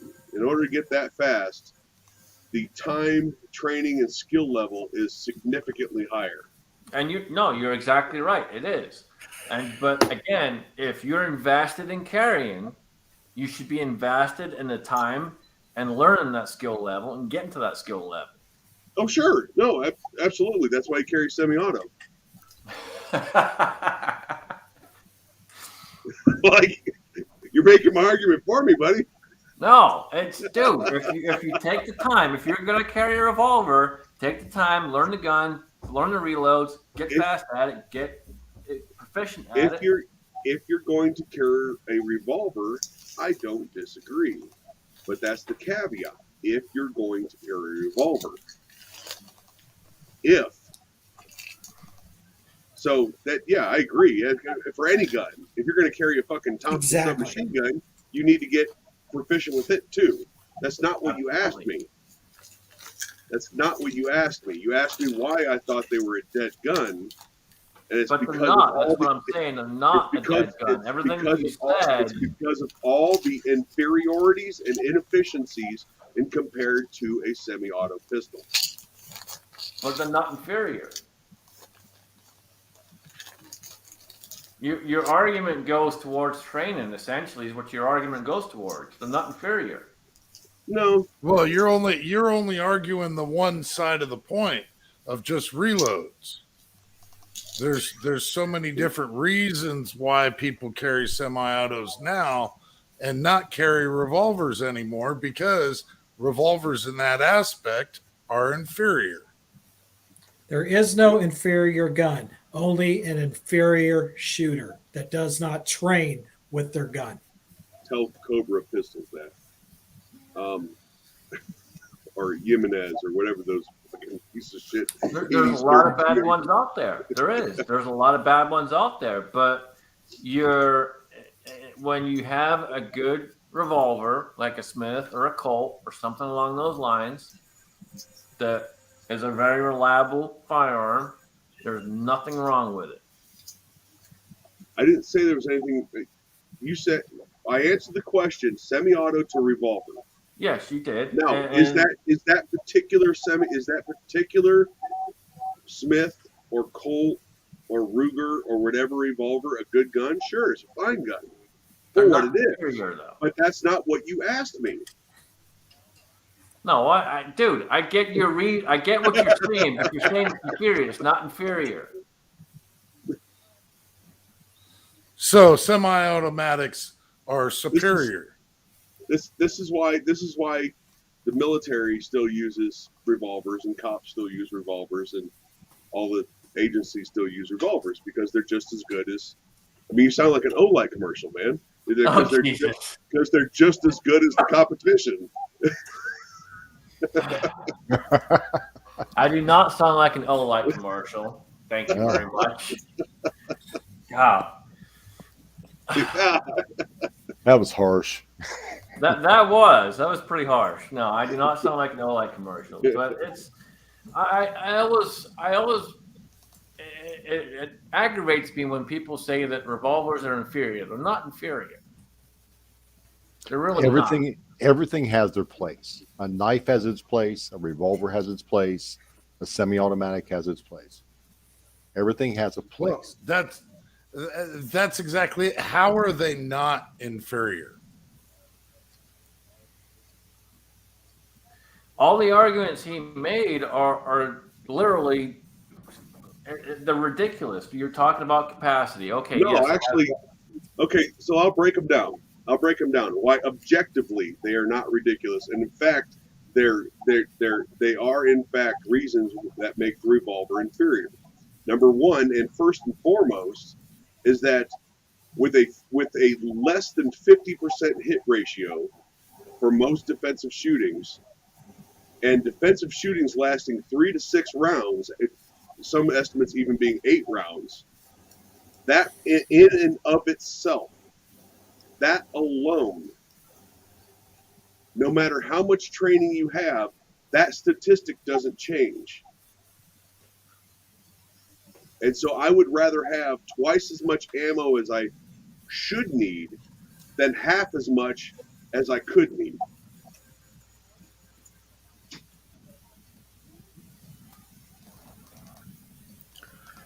I ain't missing 3 times with my revolver. I'm sorry. I'm You just- say that. That always seems to be shooting at you. that always seems to be part of the argument. Oh well, the reason why I don't use 9mm, I use 45 because you hit them once, they're just gonna kick them 45 feet back. It's the The same internet is full argument of with people who will never revolvers. miss ever. It's internet is the full of same people argument who- I hear with revolver guys. In a defensive You're not situation, going to miss. Well, you know what? It's a lot easier for me to acquire a red dot than a blade and a cut. And it just is. If you train, you're going to hit your target without even using your sights. You're going to point, you're going to just basically instinctive shoot, point, shoot. That You just goes back to training. That just Training, goes back to but training. Jamie here with his revolver. I mean, he's not going to, I've shot that thing. That gun don't know how to miss. You don't even have to train with his gun. It's automatic. Pull it out, you're dead. Well, and the whole 50% hit ratio, and you're talking about how it doesn't matter how much training. No, it does come down to training, and it comes down to proper trigger control. Because I can tell you right now, your 50% hit ratio with revolvers, as far as what I have, as far as what Jamie has, and Daniel has shot both of our revolvers. There's no way you're hitting only 50%. I was shooting Scotsman revolvers at 50 yards at 2/3 little man steel. I mean, no, that's cool. I mean, I can admit that if I'm getting attacked, that my percentage will significantly go down. If you're in that situation, I can admit that. But if you're in that situation and your body's elevated and all the rest of what's going on, yes, you are more likely to have a less successful rate of fire on target. Correct, absolutely. But to say that it doesn't matter how much training you have, well, that's the thing. that's a terrible statement.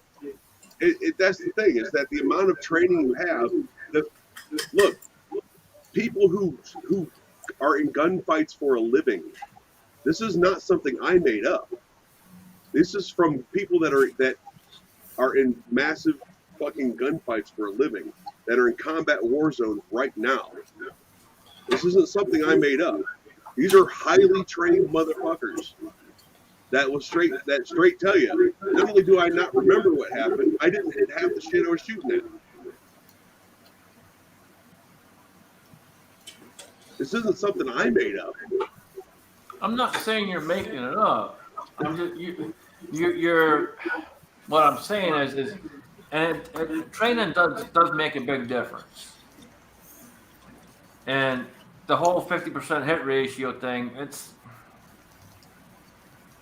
you can't throw that out for a revolver and not say it's going to not be different with a freaking semi-auto, because if you're in that situation and you've never been in that situation, you're going to have that issue with a freaking semi-auto and a revolver. It doesn't matter what gun you have in your hand. And I said that, Alan. I said exactly well, that. I was walking away.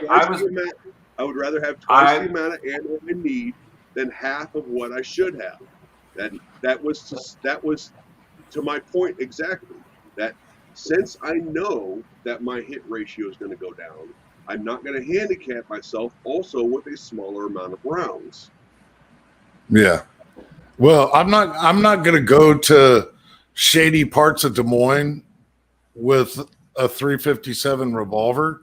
I'm going to carry something that has 15, 17, 18 rounds, because it's going to be 3 to 4 guys at once. I didn't even It's get not going to be just one. Yeah. It's not going to be just 2. It's going to be 3 or 4 guys at once. Would it be more fair if we just said that revolvers are outdated? No, revolver people can't handle that either. You have to say it's just as good as any 2011 out there, race gun competition model. You have to say that otherwise they cry. They're like CZ guys like that. I mean, sorry, they're.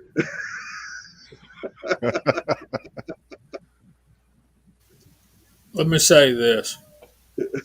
I'm a revolver guy. I love shooting my revolvers. I love reloading. I love working up loads for them and stuff like that. But for me to sit here and honestly believe there's not more appropriate options for most folks these days, I would readily agree with that. But I also agree with Idaho Rogers' comment.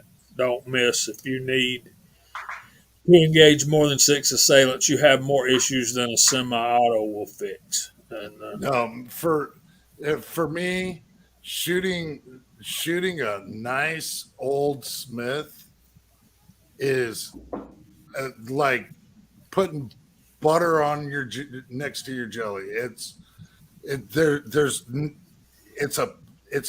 such a pleasant experience. There's so much fun to shoot. It's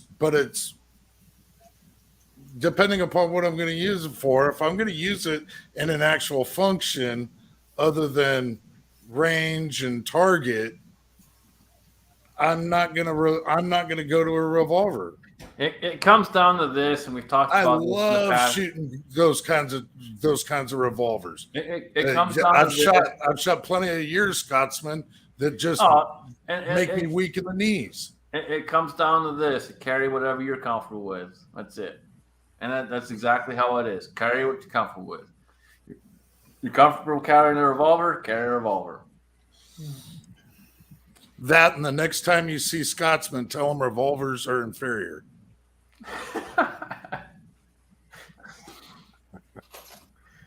I'm with you, Matt. If I'm going to carry on a daily basis, I'm going to carry something with more rounds because I understand under stress, things are going to happen. I've shot 2 events this weekend under stress, timer, and if I'd have had a revolver, it wouldn't have happened. So I'm out of rounds. Yes, definitely come into play in a self-defense scenario because, well, your percentage is going to drop. And I want all the chance to make it out as I can. And every professional agrees with that. Like every professional and every expert shooter agrees with that rounds matter in a self-defense situation. Like every law enforcement agency, everybody except for 2 people in this chat room agree Law with that. I'm not law saying rounds enforcement don't matter. I'm not saying rounds don't matter. Training matters. training matters. Law enforcement has a 80% miss ratio. They don't train. Not most of them. Just like most people that carry out there, they don't train. They just carry a gun. You're right. Yeah, but the point is that like these fucking comments like just don't miss. If you have more than 6 assailants, you're doing something wrong. That's assuming that 1 bullet will take out 1 person. You have a six shooter and you'll take out 6 people. It's just ridiculous. You know, If it's 1 on 6, you need to get your butt out of there. You should be there. You're missing the point that 1 round, all handgun calibers, with the exception of maybe like 50 and 500 Smith & Wesson and stuff like that, are famously horrible at stopping people. That's why all of our shooting drills aren't just single shot drills. No, you're exactly right, and I've said it before. If you get in a situation, you keep firing until that motherfucker stops moving. You do not stop. If they're coming at you, you keep firing, period. Well, if you've only got 5 or 6 shots, you're stopping pretty quickly. So I'm And gonna. If you train, also if you human train body- enough and you get good at it, then you Well, can reload quickly. The human body by statistics can absorb 6 to 8 shots. Someone that is rampant on you, high on drugs, 6 to 8 shots, and still come at you. Unless it's in the brain pan. Well, that's assuming you're hitting that small little nugget up there with that big thing sitting in front of you aiming at it. It's called the T. Under stress. You hit them here in the T from the spinal cord down there, that'll stop it. But you got to train to be that good and have the muscle memory. And know because they're be moving and if Moving and if point you- shooting and everything else. I'm going to flip a coin here, though.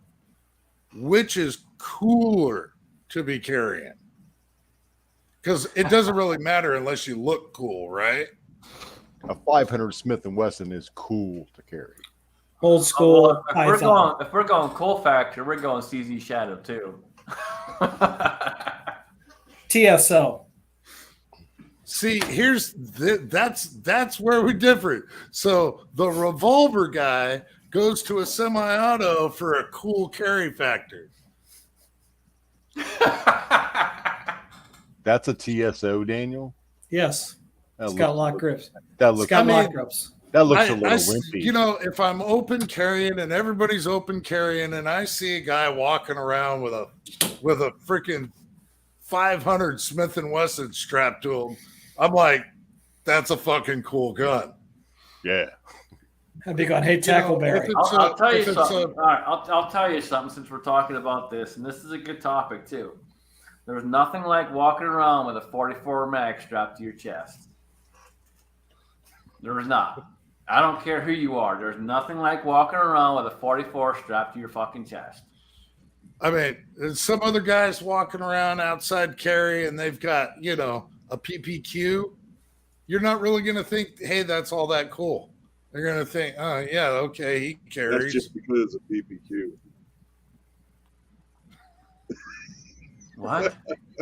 He says, you're not going to think it's all that cool. I said, that's just because it's a PPQ. It has nothing to do with anything else. That's a Walther. Yeah, it's a Walther. Walthers ain't been cool since James Bond.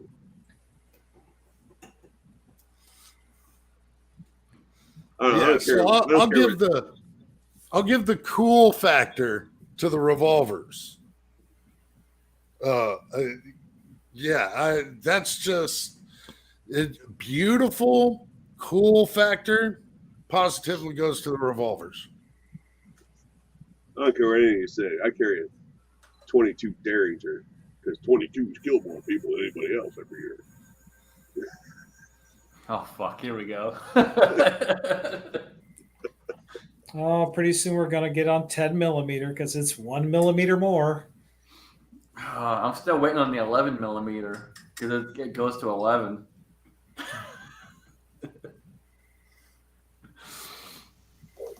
Just carry a 22 because it's all about shot placement. I just carry my 300 blackout with a suppressor and night shits. If it's 6-on-1, I'm going to retrograde out and I'm going to come back after dark. That's why I carry flashbangs. All right, Yes, we're almost at time. We're gonna go ahead and start going through the room, and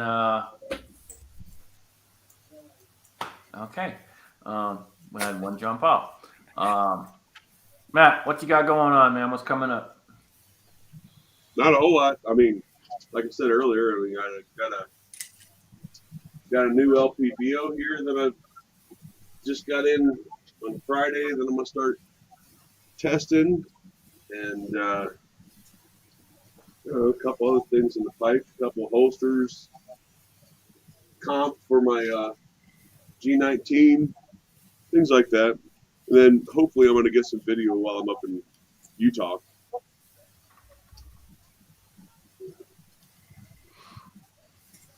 All right, good deal, man. Good to have you on, and good conversation. It's good to go back and forth and get different people's opinions. And sometimes not everyone likes the opinion, but there's nothing wrong with that. Well, that's why you bring me on here, because most people don't like my opinions. That's right, and it's fun to have you on. I don't care. I like having you on. It's good to get a different side of things. So I like having you on for that, man. And it's not just you. There's others, but it's good to have you on, man. I appreciate you coming on. Hot Pot, what you coming up, man?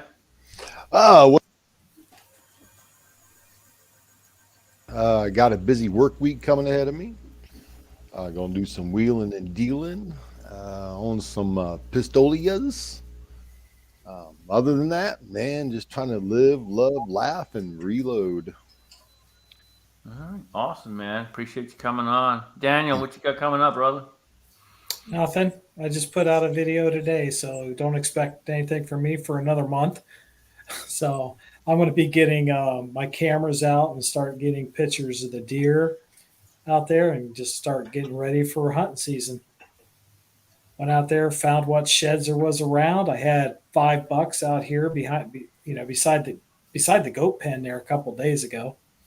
So they're out there. So I'm just going to get some photos now. Thanks for having me on here, and for everybody in the side chat. Thank you for being here. Awesome. Always good to have you, brother. Oh yeah, an M240. There you go. Jamie, what you got going on, man? I'm hoping to make it to the indoor range for my first shots of my Black Hawk. I still haven't shot it yet, so I'm hoping to do that. Thanks for having me. Remember the cause of this weekend, what the real purpose is, and about the topic. I'll leave one thought with you guys. We don't know how we'll react until we're in a particular situation. Training is the best thing we can do to have some kind of idea how we'll react. But frankly, I want to do everything I can to avoid having to use my gun, because I would hate to have to live with the fact that I had to kill somebody or hurt somebody. And that's my thoughts on the whole thing.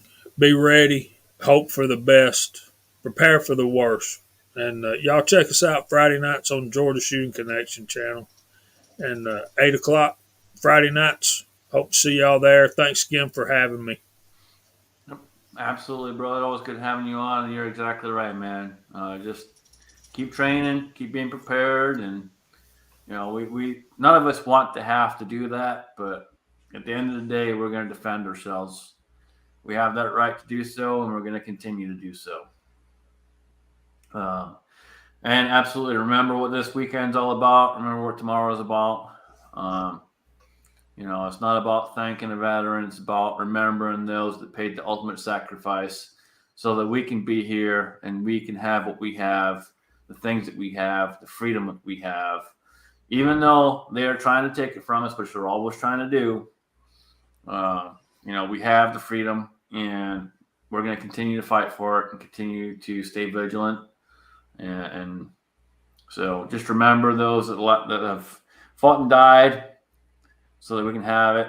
And if you have the opportunity to go to a gravesite and pay your respects, please do so. With that being said, I'm going to throw it over to Alan to take us out. Well, Weasel, I would like to know when we're ever going to see another video from you. You're always giving me shit. I haven't seen no video from you. So there'll probably be one, not tomorrow, but probably Tuesday. So I did finally receive my muzzle brake from Whip Machine. And it's not going to be a good video. I'll tell you right now, it's going to be fucking horrible. You're going to hate it. No, it's not that kind of video. I'm not impressed with Whip Machine whatsoever as far as their customer service and as far as what I received. So for those of you who have been following along on the streams here, I did buy a custom muzzle brake from them. And it did say on there it's going to be 4 to 6 weeks. Well, after 2 months, I sent them an email, got 0 response. I had to finally call them, and then got bullshit on the phone, said it'd be out the next day. And another week went by and I had nothing, and so on and so on and so on. I'll put the rest of it in the video, but basically, long story short, is their customer service was shit. And I was not impressed with what I received. Really bad toll marks on a lot of it. And for as long as it took and the shitty service, you would have thought they would have thrown a little something extra in the box, to apologize for all the shit. But nope. I literally just received a muzzle brake, and that was it. Nothing else. So You'll see that video here. Didn't even probably throw in a Tuesday. damn crush washer, huh? No, they sent. That was one of those things. They did send a crush washer. Also breaking a crush washer, and that's it. And the packaging was shit too. Yeah, not impressed. And I've ordered from them in the past, had good luck in the past.